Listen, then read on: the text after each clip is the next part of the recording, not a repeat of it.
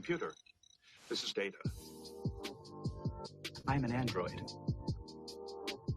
Rangers League basketball. I was processing all of the information. Processing. It's one of those idiots who believe in analytics. Rangers League basketball. Analytics was crap. Does not compute. Just because you got good stats doesn't mean you're a good team.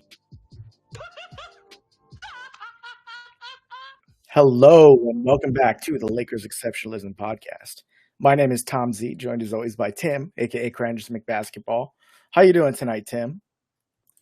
I'm excited, Tom. I digging into the wings today, found an interesting group of guys, some underrated players. I think there's no perfect individual solution for LA from a wing standpoint among who else is out there, but it'll be an interesting market with some buyers, a good bit of not a ton of strong players. So I'm interested to see how the market plays out. But always happy to be back here with you, breaking it down, digging into the film. Love the playlist. I'm glad we got Rui in there as well. I saw the stat you shared in the chat. For those listening on the podcast, do you want to repeat what that was? Just a bananas number.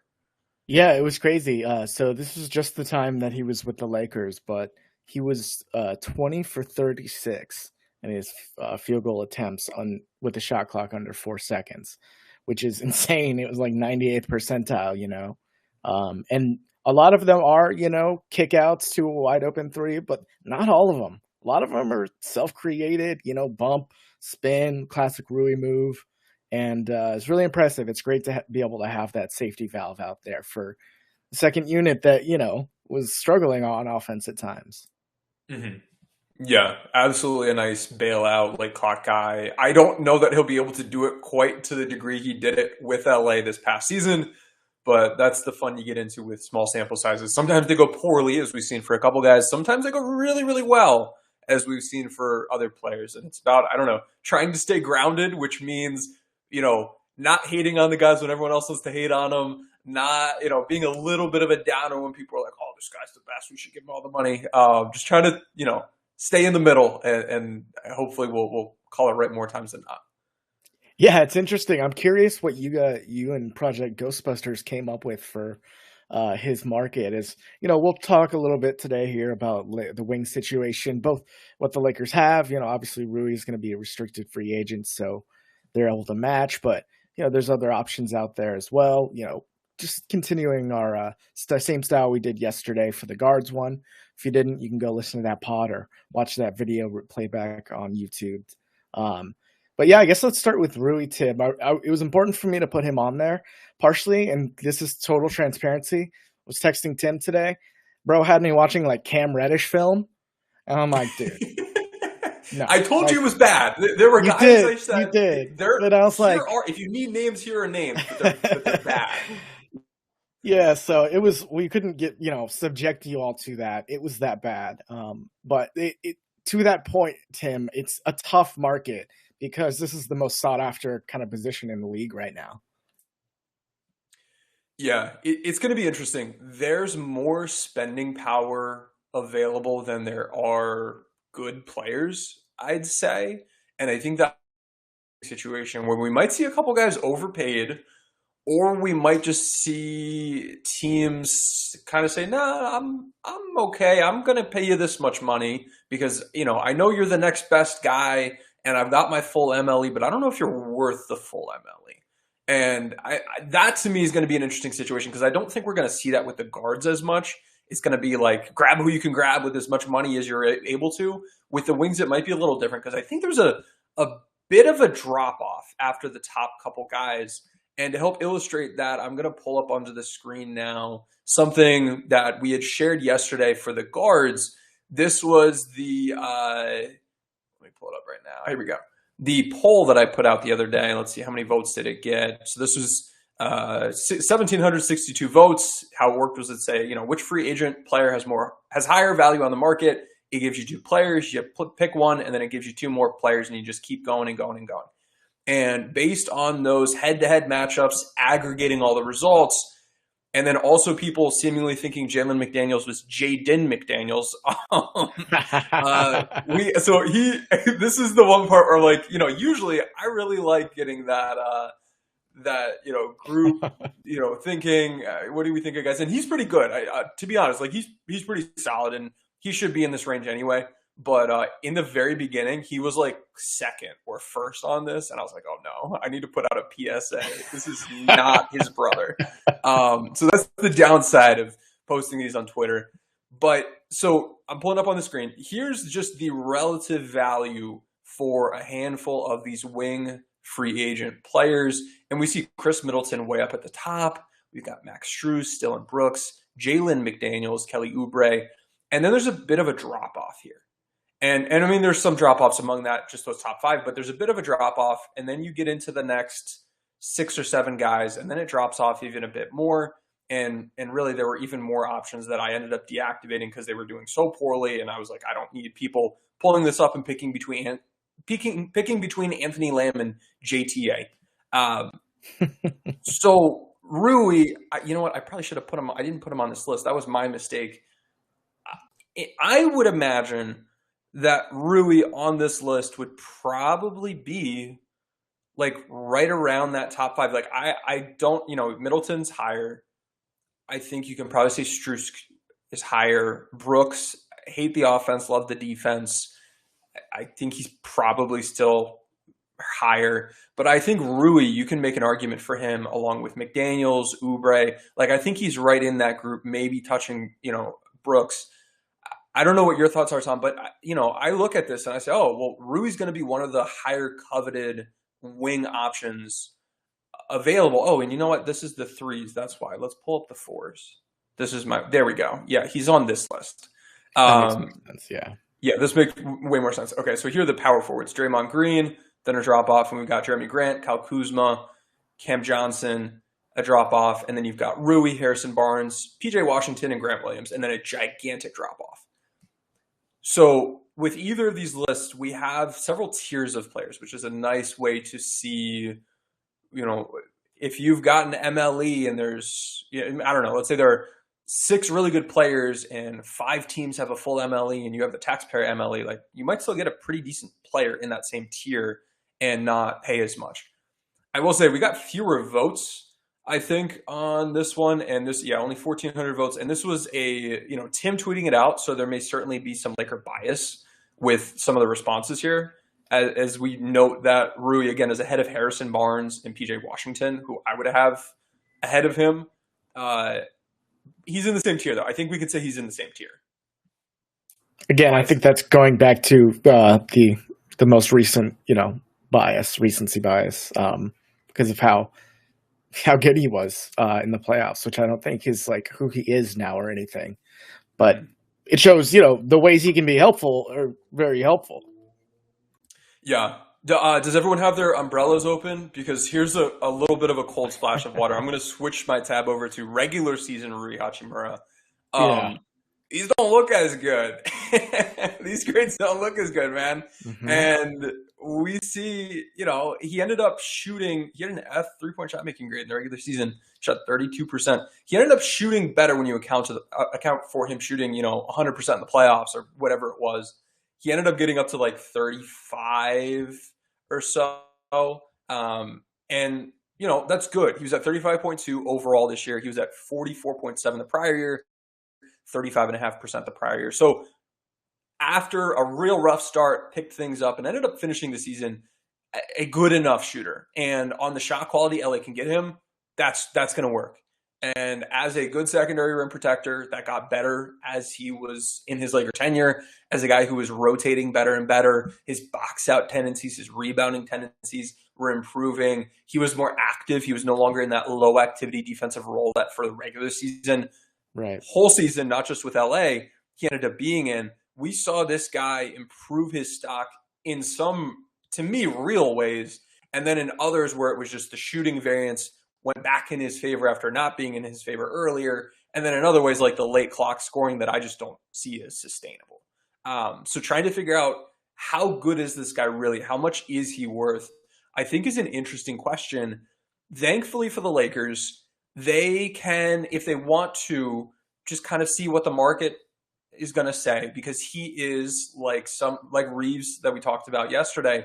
They have his restricted free agent rights. Now, Rui's a full bird player. LA can offer him quite a bit of money, but they can also match anything that another team does offer him. And just like with Reeves, they've been fairly open with front offices about telling them, yeah, we will match. Go, you can waste your money and tie it up for 24 hours.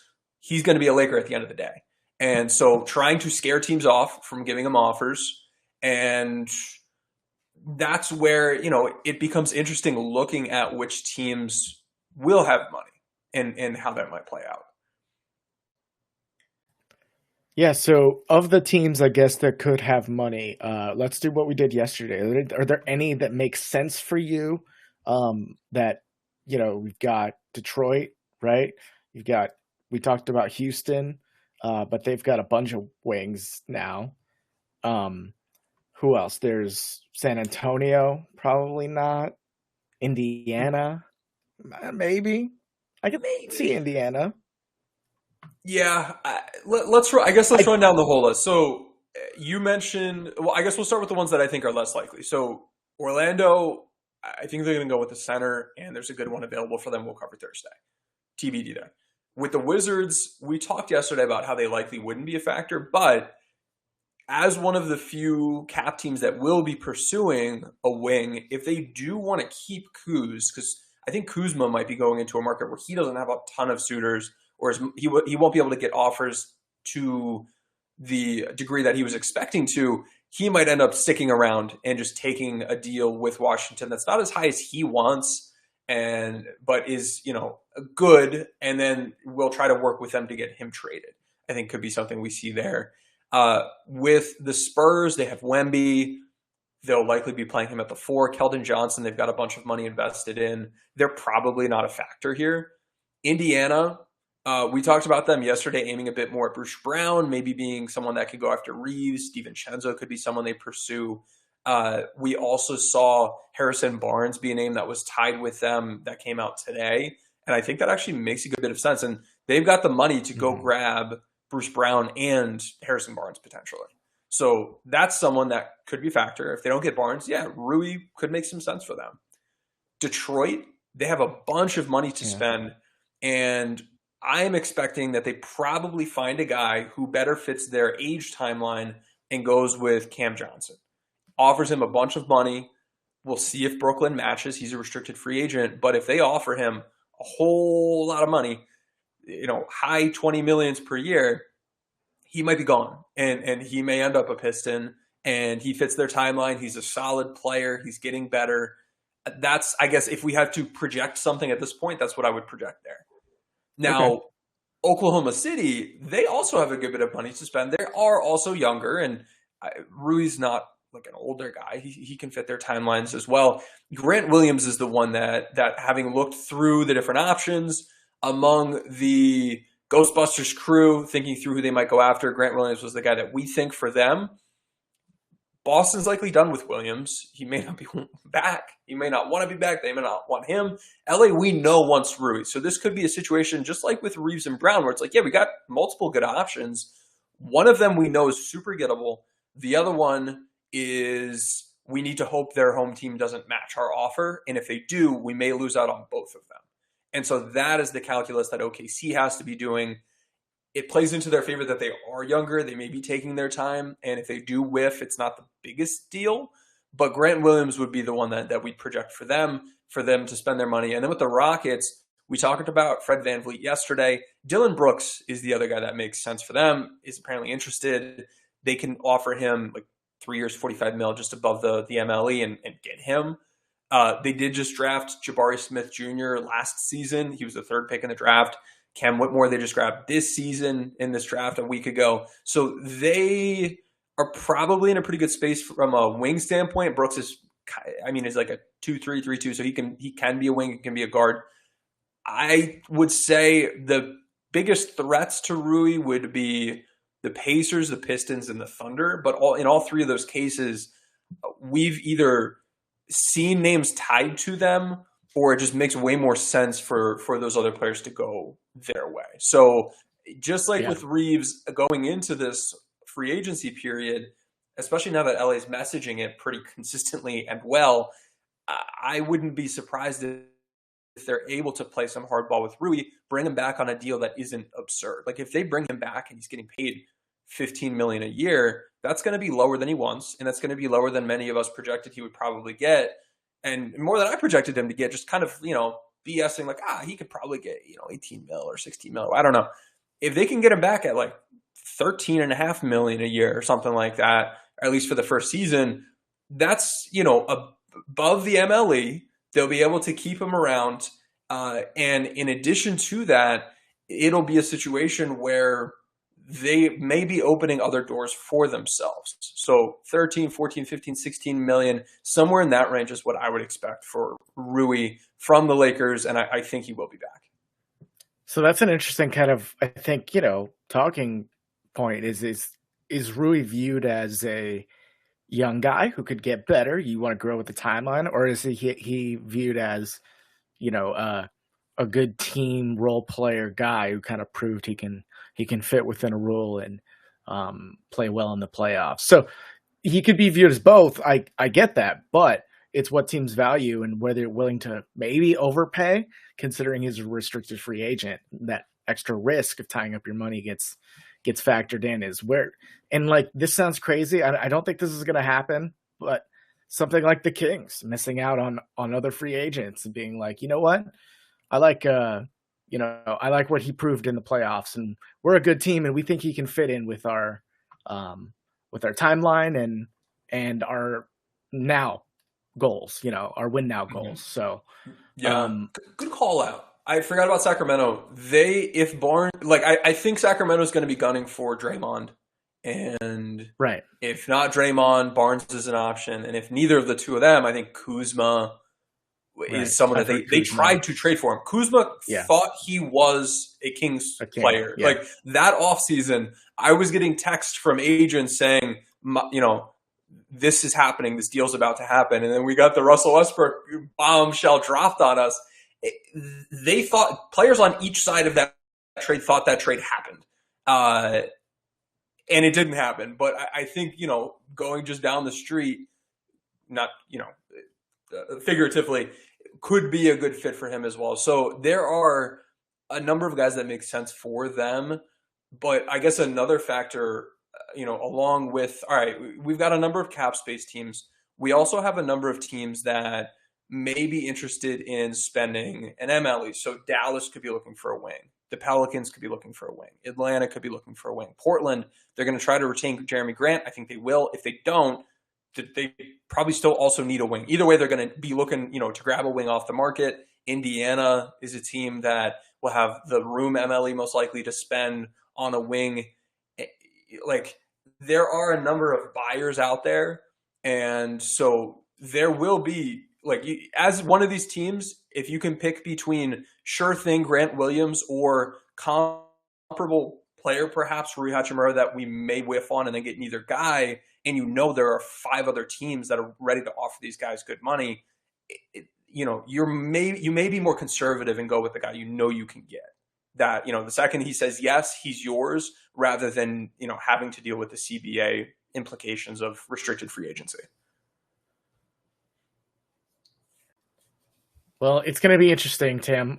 Shout out Bix for putting in the official news that the Lakers extended qualifying offers to Rui Hachimura and Austin Reeves.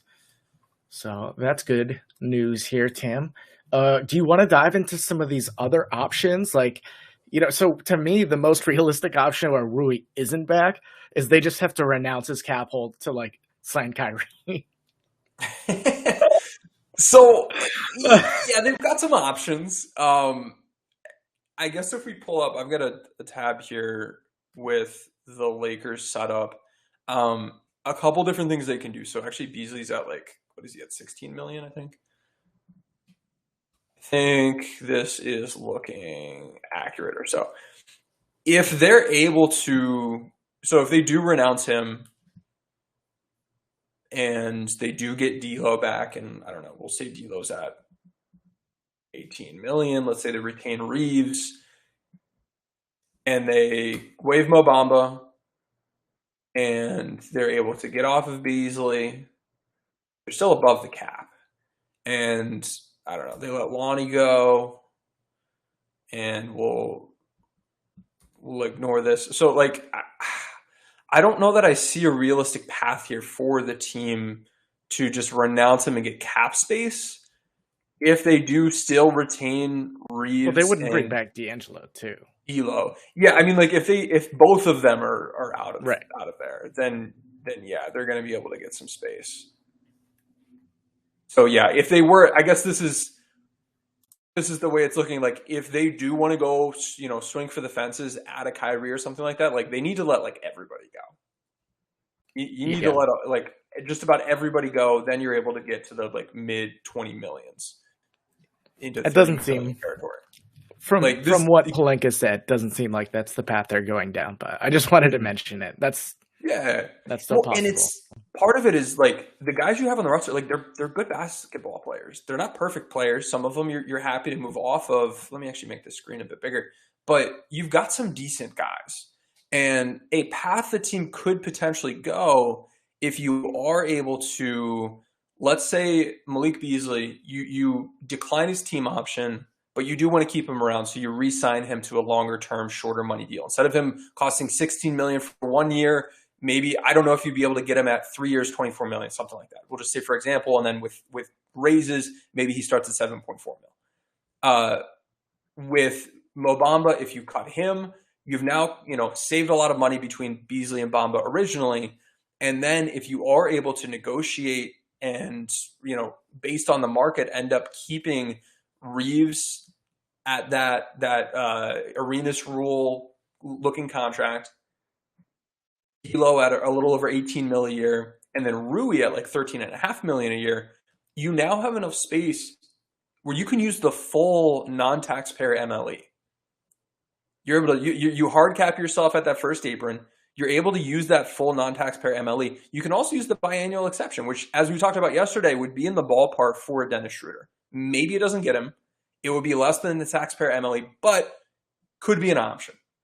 So if you wanted to open up those two spending categories, this is now looking a little bit more realistic than it did previously when, I was thinking, all right, well, it's at least 20, maybe 25 mil for D'Lo, and then for Rui, maybe like 15 to 18 mil. Like if you're able to go a little bit lower on the two of them, even bringing Reeves back, and then if you can do this Beasley piece here, and I wouldn't just want to like cut him loose altogether. He's an okay player. He had a very down year. Defensively, it was his worst season ever. And then offensively, as a shooter, we just saw him come off of what had been an okay year from shooting standpoint, then join the Lakers, put the New Jersey on and stink. I give him another chance, and he'll be able to recoup some of that value. And even if it doesn't work out, this is a much more tradable deal. This is a movable deal. You can move some of these pieces around if you do want to make a trade at the deadline. Losing assets, to me, isn't ideal. And this, to me, is more of that, maximizing what you can do with the cap and everything. You would have a couple minimum contracts. You'd have a couple two ways. You'd have some options here. So this, sorry to sidetrack us, but if we are talking about, if you do or don't resign Rui and how much, this is why that matters. If you're paying Rui 20 mil in D'Lo 20 mil, you can't do this. This route is no longer available. So being able to control the cost for D'Lo, Reeves, and Rui really opens up the ability to improve the roster rather than just try to hold on to what you have. And I wanted to make sure I made that point before we got out of here today. For sure. Well, we watched some film here on Playback where we're streaming. Come join us on Monday, Tuesday, Thursday at 6 p.m. We watched some Yuta Watanabe, some Keita Bates-Diop, some Jay Crowder, and then we watched some more Rui Hachimura film because, I thought it was cool to put him next to some of those guys. But Tim, let's talk about Yuta first. I like him as a player. He's got a great feel. He can stroke the ball really well. He's got good motor. But he's like not the most athletic guy, but he is constantly trying to get in the right place and engage with the play. But I do worry about his defense. He's thin, right? He's slight. He's not exactly a wing stopper kind of guy, even though he does have good length. He's not really the kind of I think defender this team might need. Yeah, no, it would be a very I don't know, with everything like the SEC and Big Ten are doing in college, where they're just like grabbing these teams and getting into different markets. LA can corner the Japanese market if they keep Rui and grab Utah. Like, I think those are the only two active Japanese NBA players for a team like on the Pacific. Like, I don't know, man. That I wouldn't mind that from a marketing standpoint, which isn't basketball. It's not nothing. But it's more to the Lakers than it is to a lot of other teams, I'd say, as well. So understanding that, just throwing that out there. Utah, I think you kind of nailed it. He moves well. He rotates really well. This is something we're going to see in this data. I just pulled up our player comparison 12 B-ball index against rotation on and off ball wings this past season. And when we look at Utah here on the far right and we scroll down to the interior defense, A- help defensive activity grade. He is very active as a helper, rotating, tagging roll men, cutting off drives, helping the helper. That is a part of his game I really like. Another part of his game I like is that he boxes out quite well. He individually is not the best rebounder. He doesn't have the biggest girth to him. He's got some length, but he does a good job just making those little plays that I appreciate on film a lot. It's good team defense. He's a pretty good shooter. Mm-hmm. If we scroll down here to the perimeter shooting, he had A+ 3-point percentage, C+ shot quality. We can sure as hell improve that. The shot making itself was above average. The catch and shoot shot making was above average. So there's some ability there to space the floor, play good defense.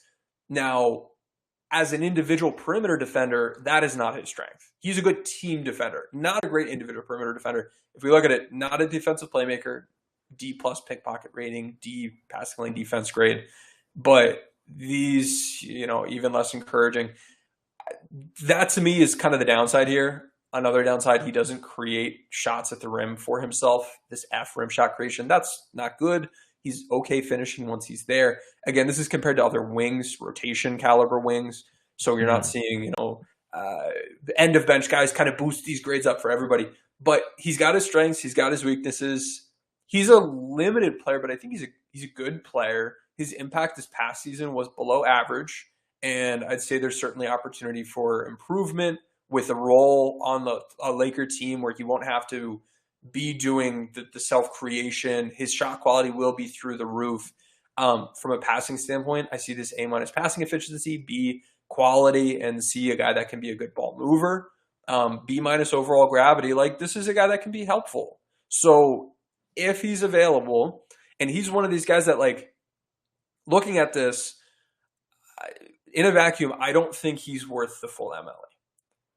I don't know if he's worth the taxpayer MLE, but I think that might be more of a market rate for him. He's going to be a guy that, like, he might get the full MLE, but I don't see it. Really? You think so? I don't think he's worth that. I just think there are enough teams that need a wing. Teams. Yeah, exactly. Yeah, and we're either going to have teams say, we're going to pass. We're going to pay you what we think you're worth. We're not going to overpay somebody. And just kind of roll that ongoing need they have in the next season, which very well could happen. For a lot of these teams, it's like, all right, well, this would have been a bench guy. We're not going to overpay for a bench guy. We're fine. So that very well could happen, but I wouldn't be surprised if he gets more than we think he's probably worth. He's going to fucking go to Golden State, dude. Watch. He's like a kind of Golden State kind of guy, I feel like. He would work well in that system. He's someone that, like, here, I'll pull up his player profile. I wouldn't mind to have him. I would not mind to have, at the min, I would love him. At the taxpayer MLE, I'm okay. Anything more than that, I don't know that he's the guy you're looking for. Nice badges here, gold corner specialist, bronze microwave, bronze catch and shoot, bronze needle threader. So he's getting high quality looks at high efficiency with that. Some decent high-level grades. He's a player you can put in a better situation. Keep in mind, these grades we're looking at now, compared to all players, 99th percentile defensive positional versatility. Whew! Low matchup difficulties. Not taking on tough matchups. That's because he's been more of an off-ball helper from a role standpoint. When we look at who he's guarding, lots of 3, lots of 1, lots of 4,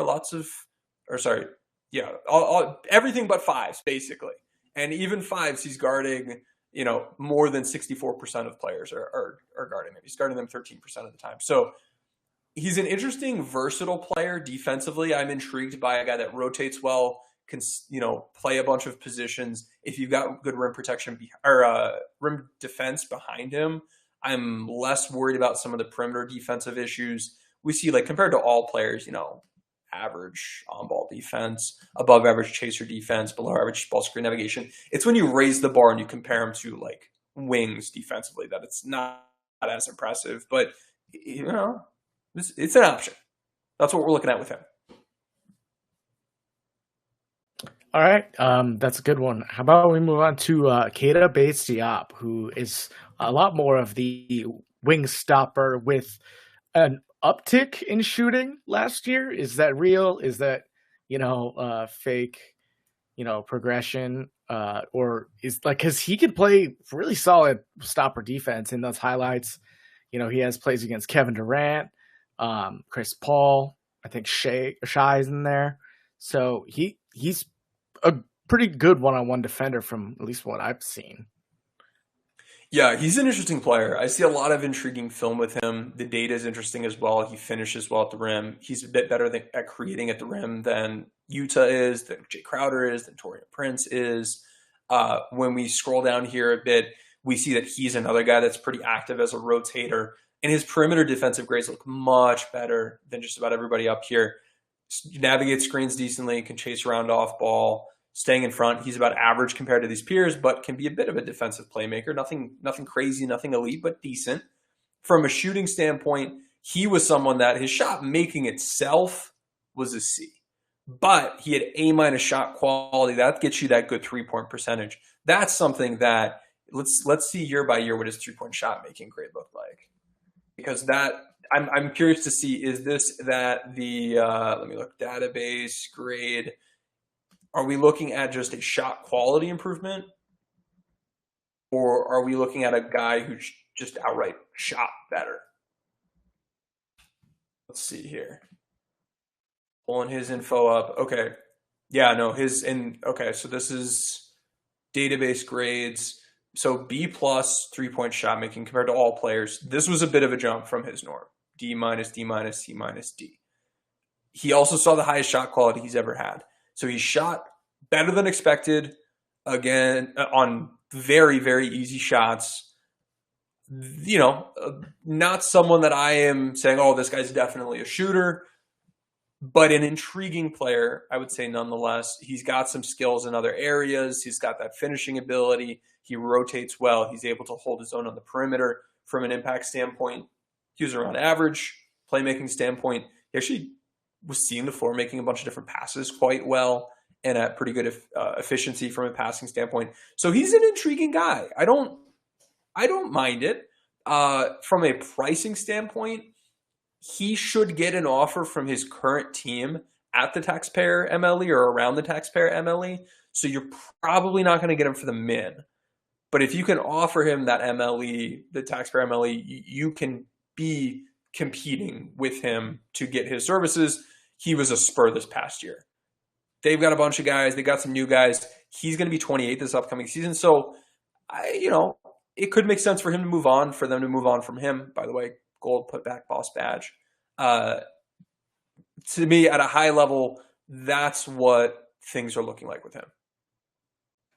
So, I think him being a stretch big helper role, I saw his roles change throughout the years as well, which is the first year he's been a stretch big because of his, improvement there.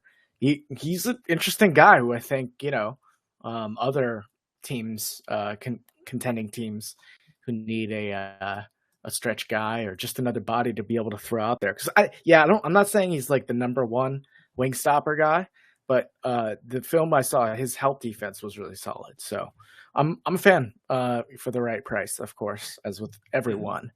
The other guy we saw, Tim, who I can't talk myself into, after seeing the film, is Jay Crowder, and not sure if he's gonna get above the minimum.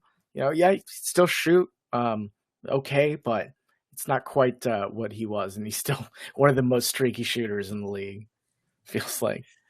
Yeah, he was used as a wing stopper this past year. The 3-point shooting is certainly streaky. He didn't play a whole like how many minutes did he actually play this past season? I'm curious about that. Yeah, he didn't have a lot. Let's see here. Let's take a look at his 3-point shooting data season by season. Look how crazy this is. Yeah, he only played 340 minutes. So, but when we look at most of the seasons in his career, he did not shoot well. He had that really good shooting season in Boston and then left Boston and didn't shoot well for a number of years. And then for Phoenix, the 1 year shot really well when they made it to the finals and then not really there again. So interesting. His percentage was good on that tiny sample. He's not a guy getting to or finishing much at the rim. Like let me pull up the data compared to his peers in those wing roles. He's this column right here.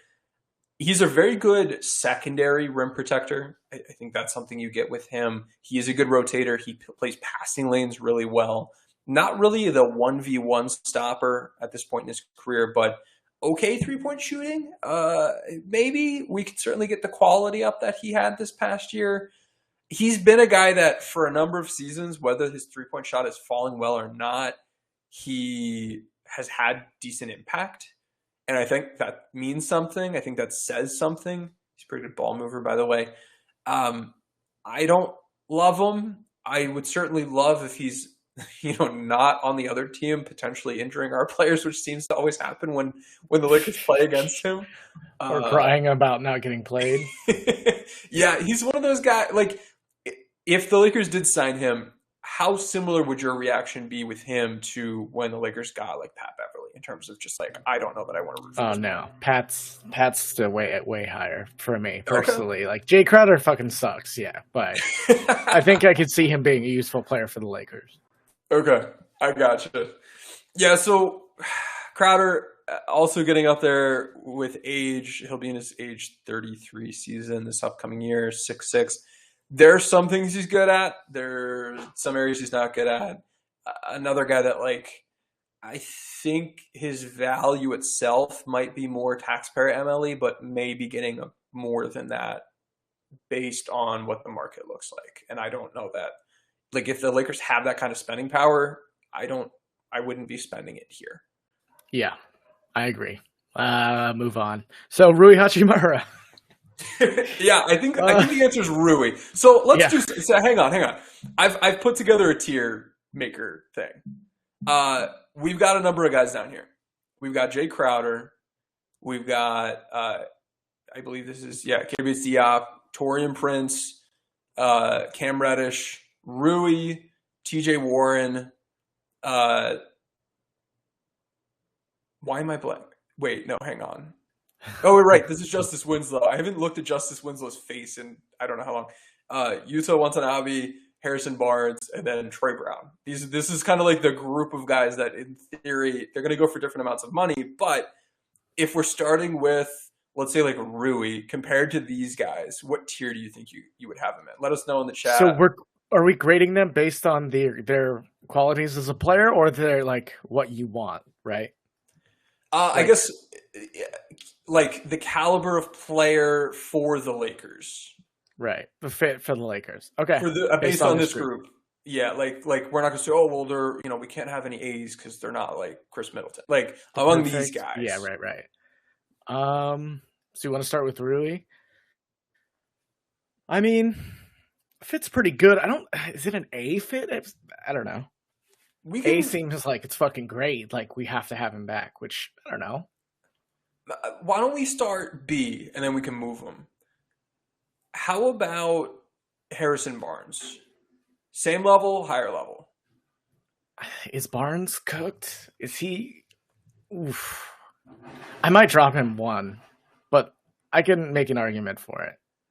So if it is helpful, let me pull up Harrison Barnes here. He kind of surprised me a bit. This past season, is he on this list? Where is he? Have I hidden him? I may have hidden him. Harrison Barnes added $17 million worth of value on court this year.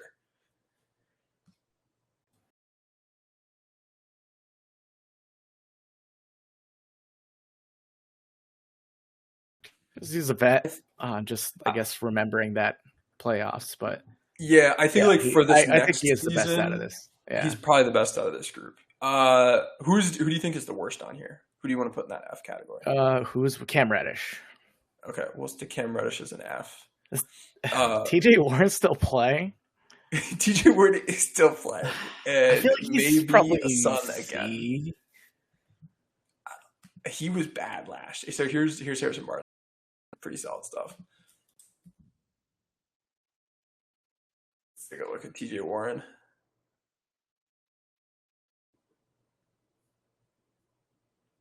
He defensive rebounded well. Yeah, like his shooting wasn't good. The shot making. So this is whenever you see a high field goal percentage at the rim, but awful shot making on good shot quality. It's like he wasn't getting there often. The volume was low, and then also the quality was really high, so it doesn't buy into that percentage as much. Passing. Here, let's look at the impact data. Here's what the impact data looked like. D+ overall impact, C+ on offense, F on defense. Just the stable points per possession values. After looking at that, I'd say D. D? Okay, I can get behind that. Yeah. Jay Crowder. Think Jay Crowder is better than that?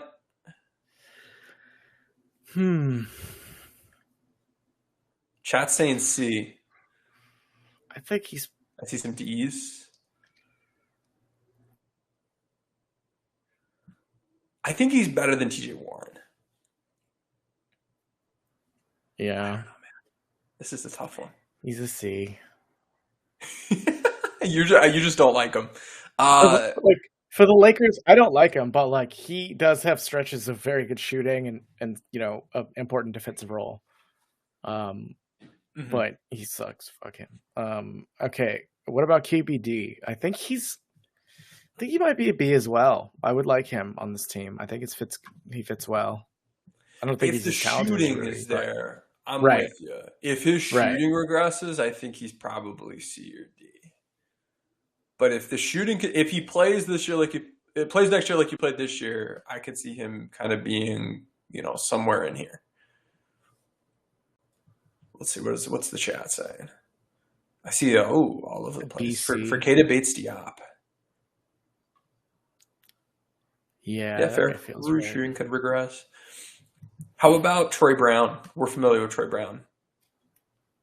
Where would you stick him? I feel like he's a C. I feel like he's just like a very average guy. Mm-hmm. I think you can certainly do worse than him with some of the guys out here. Speaking of Justice Winslow, it's probably an F, right? Let's pull him up. For this Lakers team especially, I don't. It doesn't fit. It makes sense. It doesn't make sense. All right, so he was a good perimeter defender, but offensively, there's just no shooting. There's no rim pressure. He can pass a little bit. He'll rebound. He defends well. His offensive impact is very, very negative, or it was very, very negative this past year. Oh, yeah, here's a look. Oh, man. For F. It's like 4%, 17%, 5%. Yeah, wow. So this is a good example where, being good on one end and bad on the other, you have to consider the magnitude for each of them. He's okay on defense. He's very, very bad on offense. So I'd say he's probably D or F. What did Prince shoot from 3? Let's take a look. It's probably not good. I think he's probably a C as well.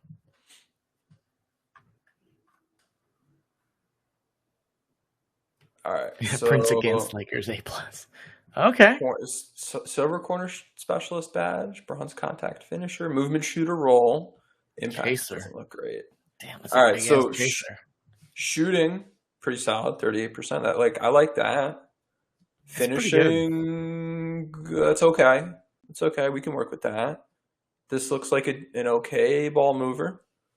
Guy that sees the floors, hitting, he's getting good looks for teammates. A minus quality. That's appealing. Rebounding on offense, not crashing. He's not giving you anything there defensively. It's a little spotty. From a perimeter defensive standpoint, these aren't great grades for a wing. When we look at interior defense, pretty solid secondary rim protector. That's nice. Positionally, he's guarded 2s, then 3s, then 4s most. But, I mean, he's got 3-position versatility. That can be useful. Impact-wise, though, just not very good. But, I mean, looking at this, this looks valuable to me.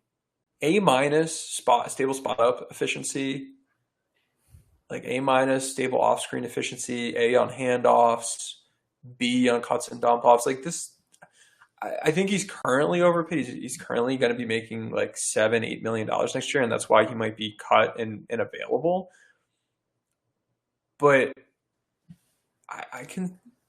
I'm open, but I can see him being a C guy on here. I think for the Lakers, yeah, I think you can make an argument he's B, but I think he's probably a C. You could make it because the shooting's nice. Yeah. But he's a low impact defensive role player. He's a chaser. It's a 6'9" dude. What is that? Yeah, that's just an odd way to use him. So let's take a look. I'm curious. So his help defense is above average compared to wings, at least. Yeah, I just think the role he was used in was really odd. His D LeBron compared to wings was actually C minus. I don't know. I look at this offensive efficiency or offensive impact compared to the efficiency values that he had, and just say we can do better. He can do better than that. You can optimize a guy better than that and get more out of him. So I don't know. I'm fringe C or B with him. Yeah. All right. Last but not least, Utah, and we'll come back to Rui, I think, which is a good discussion to have about maybe boosting him up. So Utah, what do you think? B, C level? So there's the shooting. There's good team defense. Mm-hmm. That's it. I think those are the two things he's going to give you. And so shooting's nice. We like that. That's a good fit. I think he evolved a lot of these players. He's one of the guys who's, going to commit to the role and do the best that he possibly can at the things he's specifically being asked. As long as that's, within reason for him. And it won't always be because it's the league, can't always be perfect. But he's I see him as a starting to role guy a little bit more than some of the other names on here, right? Cam Reddish doesn't give a fuck. I feel that way about Taurean Prince. He got a pretty good mid-level wing contract, feels like a decade ago and hasn't been really relevant since, impact way. So yeah. So am I hearing that he's a gritty, tough defender, Tom? Potentially. What were the words that yes, Rob used today? No, I'm not saying Cam Reddish is stupid. I'm saying I don't think he really played like he cared about making the extra rotation or trying to be in position on defense from the film I saw. So he's just the guy who's not really, at least from the film I saw, willing to be a defensive role player. Mm-hmm. So yeah, where would you put him? C? Because that's still, some team defense guy. Shooting might put you as a B automatically. Yeah, I think probably C, just because he's limited to those two skill sets. But I don't know. You could make a case for several of these guys to potentially be in that B territory. I mean, contract notwithstanding, I think what we're seeing is, some of the guys that might be expected to make more money are a little bit higher here too. So there's a value, Mm-hmm. Yep. a value in that what some of these guys like. I think for value wise, if you could get Utah on the taxpayer, I'm interested in that. You know what I mean? Yeah, no, I see what you're saying. I'm interested to see like Trey Brown. I know the season didn't end well for him in terms of him being cut from the rotation, and he just wasn't hitting his threes. But when we look at what he did in the regular season, he was one of the Lakers' better 3-point shooters.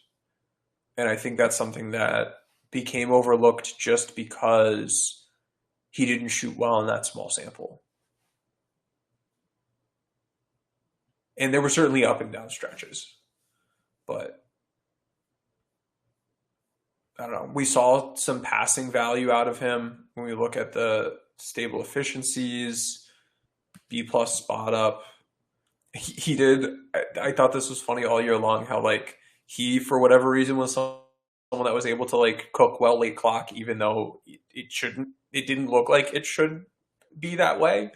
Like watching the film compared to seeing like the ball go through the hoop, I'd be surprised more often than not. But I don't know. Now, someone that like if you get in a situation as the Lakers and like Barnes cap space offer, Bates Diop, let's say he gets like some type of MLE. Same thing with Prince. Same thing with Utah. Same thing with Crowder. If you're left with Rui and Brown and just bringing them both back at, Rui for his 13, 14, 15, 16 mil, and then Brown at a min, you could do worse. And if you're able to get Brown at a min compared to these other guys that are in that same caliber, I think there's some potential value there. But I think at the end of the day, LA just kind of running it back from a wing standpoint is probably like on the higher end of their outcomes. Or I'm sorry, is a good outcome. I shouldn't say it like I don't think it's like a outlier outcome. I think it's a good likely outcome. I see what you mean, but it's the quality on the higher end of the outcome spectrum. Yep. Yeah, I agree with that, and I think there's an argument here. We could quickly say, is Rui an A as far as his fit with the Lakers and what they have to pay him to retain him. If it's a $12 to $14 million contract, I think that's an A. I think that's an A fit. I think he's on the timeline that they want, somebody who can contribute right now with the potential to grow. But that might mean give him something back, right? But as of right now, it's been a beneficial relationship between them because he wasn't. I like that you brought up the Wizards earlier. Like, yeah, the Wizards are going to sign Rui back, and they could, but that would be crazy, right? Yeah. Like based on what we know about the human side of the coin. Right. So that's a good factor. Money talks, money heals all wounds, but it's got to be a lot of fucking money, I feel like. But the Lakers, to what I was trying to say is like the Lakers needed a player like him for a couple seconds, whatever they gave up. And Rui kind of needed them too. Mutually beneficial. Let's go into this negotiation trying to achieve the same thing. Let's get something good for both of us here. Yeah. And getting back to my earlier point, if they are able to find something for him that if he doesn't get a cap space offer and they are able to give him something that is above the full MLE, but between him and D'Lo and maybe Reeves isn't getting the max of what he could get. Like between these three guys, if you're able to keep it to like $44 million or so between the three of them, you again end up in this spot where you could use that full MLE. And if you're at that full MLE, you can be a factor for Dante DiVincenzo. Straight up. You are a competitor. You are a contender for Dante DiVincenzo, who we didn't talk about yesterday because at the moment I was thinking like, I don't think they'd be able to, even get to that full MLE. Yeah. And he should be an MLE guy. If they can, though, all of a sudden that does become a potential option. Hey, if Indiana goes for Harrison Barnes and then doesn't want to go for Bruce Brown's probably now a full MLE guy. Like, if you can open this piece of money up, you can be a competitor for some of the higher end guys for any of the three discussions we're going to have this week. And to me, that is tremendously valuable because that's basically an extra player. Because if we look at this biannual exception, $4.5 million, the taxpayer MLE is $5 million. So it's like, it's just about the same. You just get an extra 12 mil to spend on a player. So that is huge. That is absolutely huge. So these three guys right here, this is the key along with this piece. If you're able to do this, and I think, again, sorry, I should be saying I should be speaking what I'm highlighting here because we're doing with the pod as well. Reeves, D'Lo, and Rui controlling that cost, and then cutting Mo Bamba, and then declining Beasley's option, and then re-signing him to a deal. And hey, maybe you're not able to control the cost with Rui and with D'Lo and Reeves. Okay, sorry, Bees, you're out. That lets us get up a bit higher here, and then we're still in the same situation, and we're still able to use these two spending pieces. But now you've lost. Probably is worth $7 or $8 million. So, all things equal, try to keep Reeves, Rui, and D'Lo, and then just open up that extra spending power. I think this is probably LA's best path, and you can, put together a roster that maybe looks something like this. I don't know if Plumlee would be available. Maybe you go get I don't know. We'll talk about it tomorrow. Maybe you go get DiVincenzo instead. Yes, Thursday it will be our big show, Tim. We take Wednesdays off, but come back on Thursday. We'll be going over bigs, and then we're going to be doing a Friday stream as well for free agency. I'm not exactly sure what we'll stream. Maybe just throw up NBA TV or ESPN, whatever's they usually do like the Woj and Low show and whatever. So yeah, we can just hang out. Grab a drink, grab your libation of choice, and come hang out on Friday with us. I'm going to make a little graphic for that soon. But any other wing thoughts or anything you want to go over, Tim? No, I think we covered it pretty well. I am excited for Friday. I think what I'll do is, in addition to, pulling up the TV for people to watch, when moves happen, I'll be tracking them live in my spreadsheet, and we can share my screen. All right, well, here's the rest of the wing market. Here's the rest of, which teams have needs and for how much money. We can try to piece together what will happen as it's occurring. So that could be a good time. As the Lakers are making moves, we can get in here and update things. And I think it would be much more of a, we're going to figure it out and project what's going to happen, rather than otherwise I'm just sitting there on Twitter refreshing and trying to just wait for something to happen. So I think that would be a good time. Yeah, we are taking tomorrow off. Tom, I'm actually joining a Suns podcast tomorrow to talk about our good friend Frank Vogel, which should be an interesting time. But if you want to continue the conversation, whether it's about Frank Vogel, free agency, anything, with us, join our Discord group, the Lakers Exceptionalism Podcast. We have the, follow the podcast account at LakersXPod or LakersSexPod, as we realized it's also spelled. Based off of that, we've started the Lakers Sex Mafia is the name of the Discord group. Had a little bit of fun with that. And so join that group, continue the conversation. You can get in there for free. Send me, Tom, or the Lakers Sex Pod Twitter account, 5-star review of the podcast, or check out the link in my bio on Twitter at Tim_NBA. You can get in that. You'll see the directions there. There are different tiers. Once you're in it, Johnny's putting the link. If you want to check out the different tiers, we have different offerings. I want to shout out friend of the pod, Court Prowess, for rocking out with their arena sponsorship, as well as to TJ Timotagi, Zach Harris, Q Daddy-O, iPod Shuffle, Miguel, T. Shuttleworth, Omar, Roy, Abdulrahman, Keneal Mason, Doppel, and Romario for living the high life with us in the owner's box, as well as to the courtside and lower bowl crews. Josh in the chat saying he's got that courtside tier worth the money. Man, there's a lot of good stuff in there. If you join that courtside tier, shout out, you Josh. Immediately have like 24 hours or so of recorded content of, if you want to learn X's and O's, there you go. That's going to set you up real well. Happy birthday, by the way, Josh. I know things didn't go the way we were hoping the other day. But yeah, no, get in there. It's a bunch of fun. It's a good community. This is like our time of year because we just went through this whole exercise, and there's a whole lot more that comes along with that. So this next week is going to be a bunch of fun as we figure things out, break it down together in there. So come join us. And join us here on Playback. We're going to play the rest of the video we watched at the top if you're curious to see some of these guys in any way. So thanks, everybody. We'll talk to y'all next time.